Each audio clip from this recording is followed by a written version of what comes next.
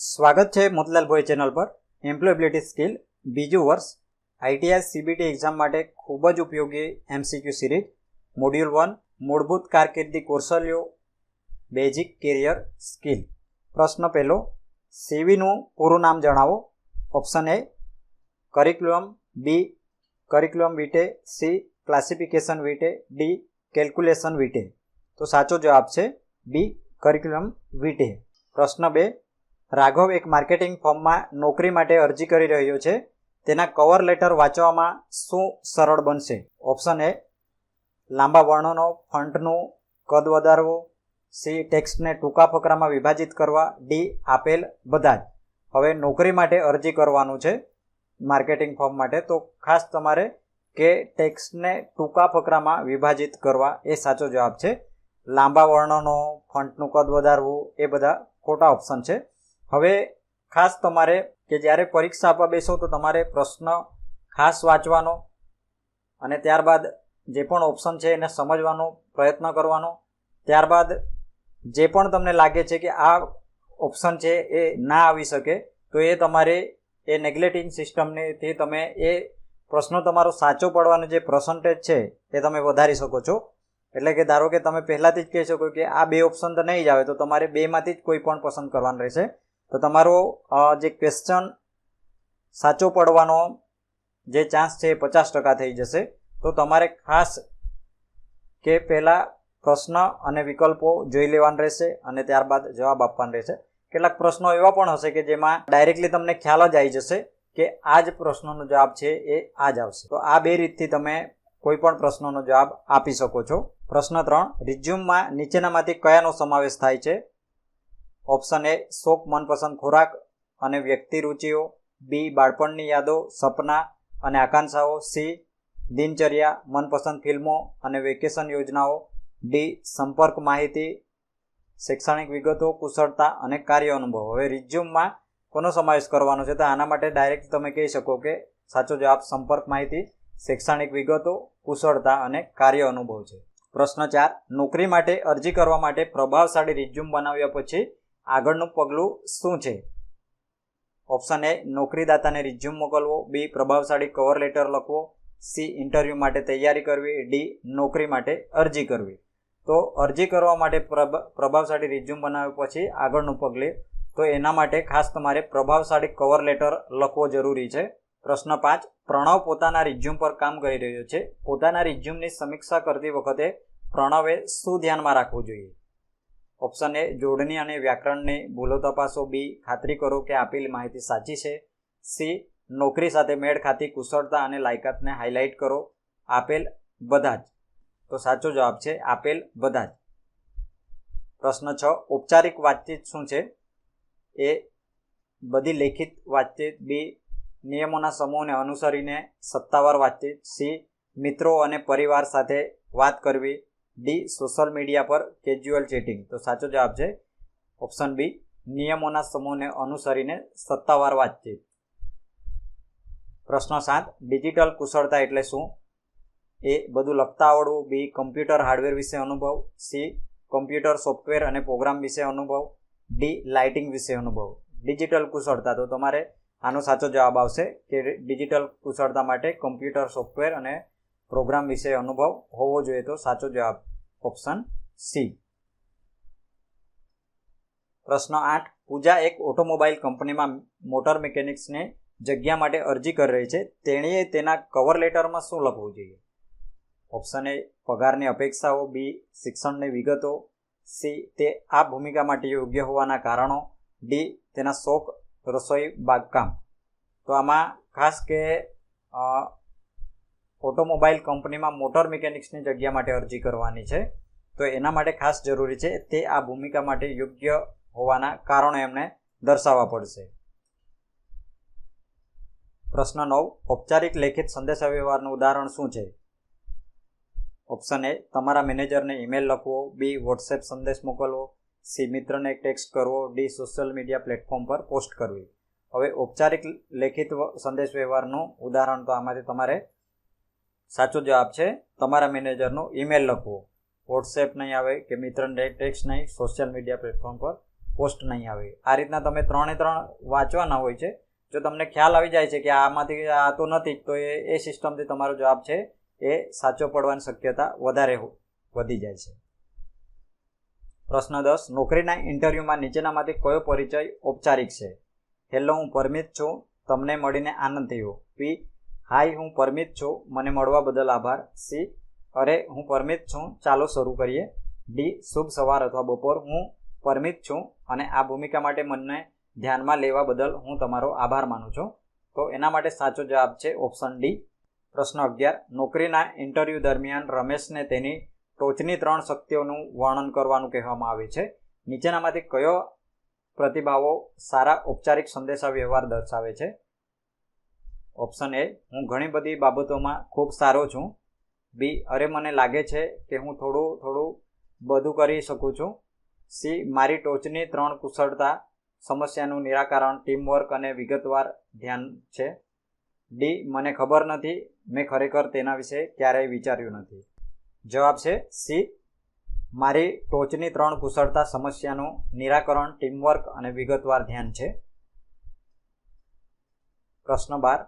નીચેના ઇન્ટરવ્યૂ દરમિયાન જો તમને કોઈ પ્રશ્ન સંભળાતો કે સમજી શકતો ન હોય તો તમે શું કહેશો? Option A. અરે, શું તમે તે પુનરાવર્તન કરી શકો છો? હું ધ્યાન આપી રહ્યો ન હતો. Option B. માફ કરશો, મને સમજાયું નહીં, શું તમે કૃપા કરીને પ્રશ્ન ફરીથી કહી શકો છો? Option C. હું ખોવાઈ ગયો છું, શું તમે ફરીથી કહી શકો છો? Option D. સ્પષ્ટ રીતે બોલો અને પ્રશ્ન ફરીથી કરો. આનો સાચો જવાબ છે ઓપ્શન બી. માફ કરશો, મને સમજાયું નહીં, શું તમે કૃપા કરીને પ્રશ્ન ફરીથી કહી શકો છો? પ્રશ્ન 13. કાર્યસ્થળમાં નીચેનામાંથી કઈ અનૌપચારિક પરિસ્થિતિઓ હોઈ શકે છે? Option A. કેન્ટીન અથવા કાફેટેરિયા ભોજન કરવું. બી. વોટર કુલર પાસે પાણી પીવું. સી. લોબી અથવા હોલવેમાં રાહ જોવી કે ચાલવું. Option D. આપેલ બધા જ. સાચો જવાબ છે ઓપ્શન ડી. આપેલ બધા જ. પ્રશ્ન 14. અનૌપચારિક વાતચીત શું છે? એ. બધી મૌખિક વાતચીત. બી. નિયમોના સમૂહને અનુસરીને સત્તાવાર વાતચીત. સી. સત્તાવાર કાર્ય વ્યવસ્થાની બહાર કેઝ્યુઅલ વાતચીત. ડી. સત્તાવાર બેઠકોમાં વાત કરવી. સાચો જવાબ છે ઓપ્શન સી. સત્તાવાર કાર્ય વ્યવસ્થાની બહાર કેઝ્યુઅલ વાતચીત. પ્રશ્ન 15.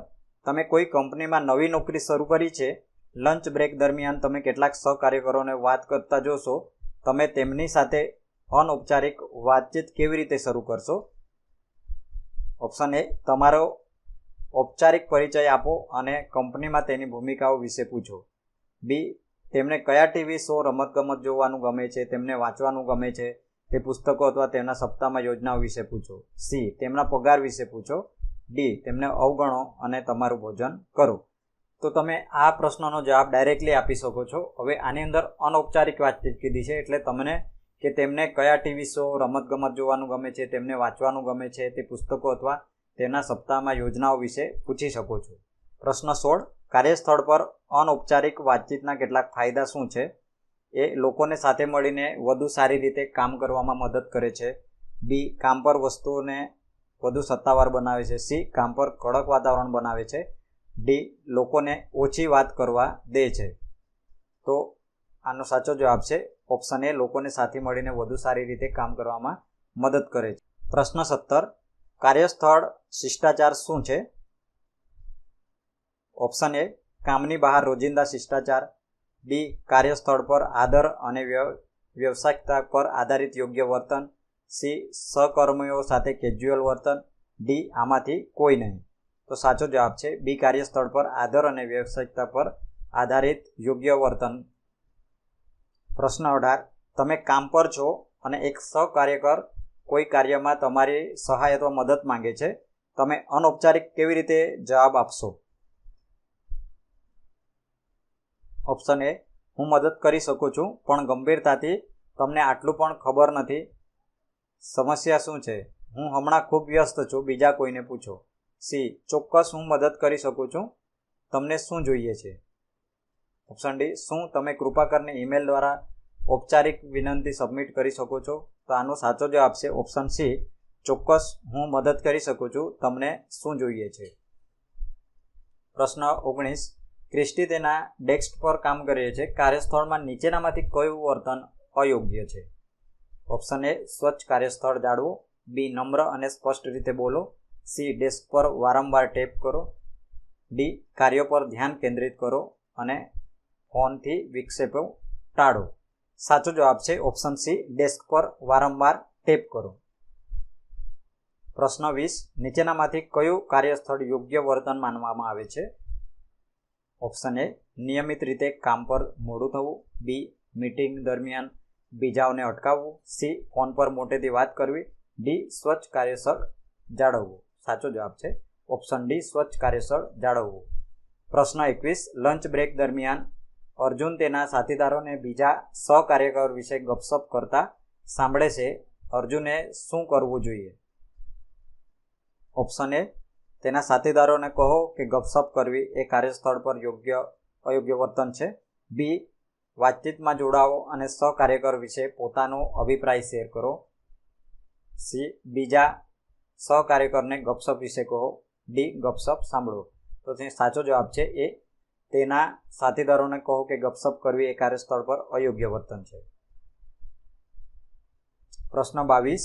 ટીમ મીટિંગ દરમિયાન આયશા દ્વારા નીચેનામાંથી કઈ ક્રિયા યોગ્ય કાર્યસ્થળ શિષ્ટાચાર દર્શાવે છે? ઓપ્શન એ સતત તેનો ફોન તપાસો અને સંદેશાનો જવાબ આપો, બી કામ સિવાયની બાબતો વિશે તેના સહકાર્યકરો સાથે વાત કરો, સી વક્તાને તેના વિચારો શેર કરવા માટે અટકાવો, ડી તેનો ફોન સાયલન્ટ મોડ પર રાખો અને ચર્ચામાં સક્રિયપણે ભાગ લો.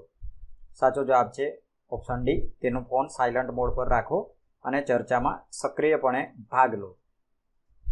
પ્રશ્ન 23. ટીમવર્ક માટે નીચેનામાંથી કયું જરૂરી નથી?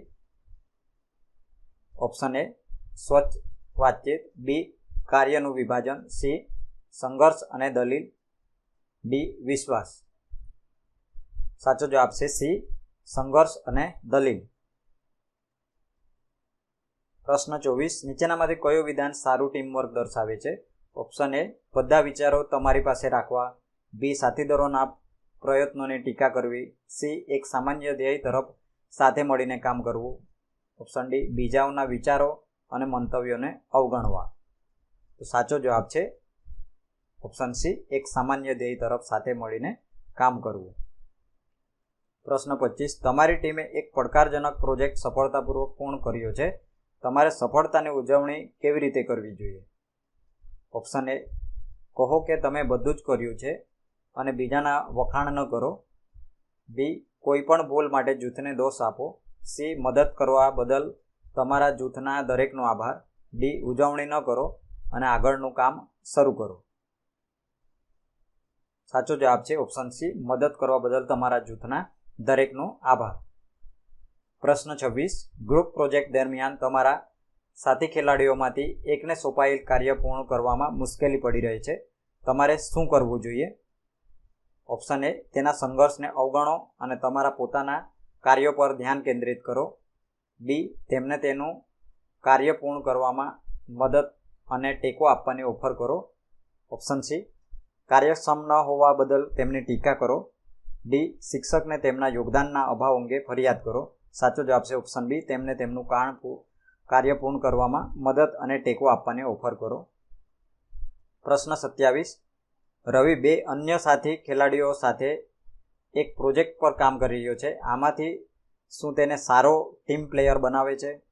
ઓપ્શન એ ટીમને ઝડપથી કામ કરવામાં મદદ કરવા માટે વિચારો શેર કરવા, ઓપ્શન બી તે ક્યારેય ભૂલ કરી શકશે નહીં તેવું વિચારવું, સી જ્યારે અન્ય લોકો સાંભળતા નથી ત્યારે ગુસ્સો થવો, ડી તેના સાથી ખેલાડીઓના વિચારો અને મંતવ્યો ન સાંભળવા.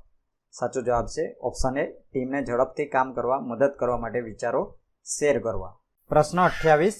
નીચેનામાંથી કાર્યસ્થળ પર શું કરવું જોઈએ?